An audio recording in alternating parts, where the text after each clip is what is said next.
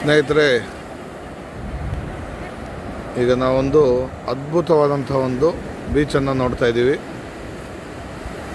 ನೋಡೋದಕ್ಕೆ ತುಂಬ ಚೆನ್ನಾಗಿದೆ, ಕ್ಲೀನಾಗಿದೆ. ಯಾವುದಾದ್ರೂ ಪ್ರೈವೇಟ್ ಬೀಚ್ ಅಂತ ಡೌಟ್ ಆಗುತ್ತೆ, ಅಷ್ಟು ಚೆನ್ನಾಗಿದೆ. ಯಾಕೆ ಅಂದರೆ ಕಳೆದ 2 ವರ್ಷದವರೆಗೂ ಕೂಡ ಇಲ್ಲಿಗೆ ರೋಡ್ ಇರಲಿಲ್ವಂತೆ.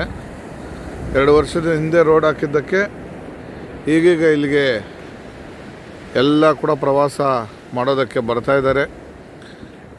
ಇಲ್ಲಿ ಸ್ಟೇ ಮಾಡೋದಕ್ಕೂ ಕೂಡ ಒಳ್ಳೆ ರೆಸಾರ್ಟ್ಗಳು ಇದ್ದಾವೆ, ರೂಮ್ಸ್ ಸಿಗುತ್ತೆ, ಊಟ ಕೂಡ ತುಂಬ ಚೆನ್ನಾಗಿರುತ್ತೆ. ಸ್ನೇಹಿತರೆ,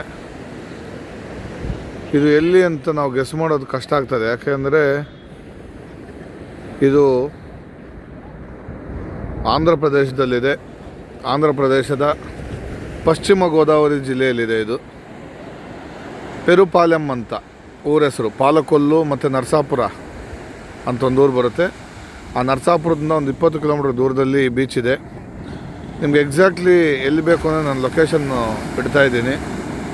ವಿಜಯವಾಡ ಮತ್ತು ರಾಜಮಂಡ್ರಿ ಮಧ್ಯದಲ್ಲಿ ಬರ್ತದೆ.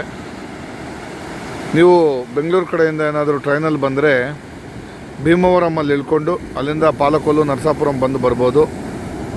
ಅದೇ ರೀತಿಯಲ್ಲಿ ಈ ಭೀಮವರಂ ಹತ್ರ ಪಂಚಾರಾಮ ಕ್ಷೇತ್ರಗಳು 2 ಇದ್ದಾವೆ. ಭೀಮವರಮಲ್ಲೊಂದಿದೆ, ಪಾಲಕೊಲ್ಲಲ್ಲೊಂದಿದೆ, ಮತ್ತು ಅಂತರ್ವೇದಿ, ಅದೇ ರೀತಿಯಲ್ಲಿ ದ್ರಾಕ್ಷಾರಾಮಂ, ಇವೆಲ್ಲ ಕೂಡ ನೀವು ನೋಡ್ಬೋದಾಗಿದೆ.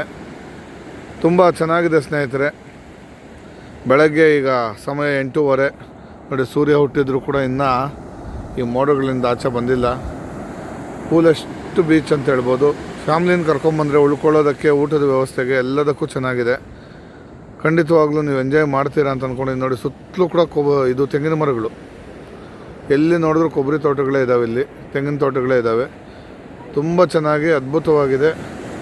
ನೀವು ತುಂಬಾ ಖುಷಿಯಾಗಿ ಎಂಜಾಯ್ ಮಾಡ್ತೀರಾ ಅಂತ ಅನ್ನಿಸ್ತಾ ಇದೆ ನನಗೆ. ನೋಡಿ, ಬೆಳಗ್ಗೆ ಸ್ವಲ್ಪ ಜನ ಇಲ್ಲಿ ಆಟ ಆಡ್ತಾ ಇದ್ದಾರೆ. ಭಾರಿ ಚೆನ್ನಾಗಿದೆ ಸ್ನೇಹಿತರೆ. ನೀವೇನಾದರೂ ಕುಟುಂಬದ ಜೊತೆ ಪ್ರವಾಸ ಏನಾದರೂ ಪ್ಲ್ಯಾನ್ ಮಾಡಿದ್ರೆ ಖಂಡಿತವಾಗೂ ಇಲ್ಲಿಗೆ ಬರ್ಬೋದು ಸ್ನೇಹಿತರೆ.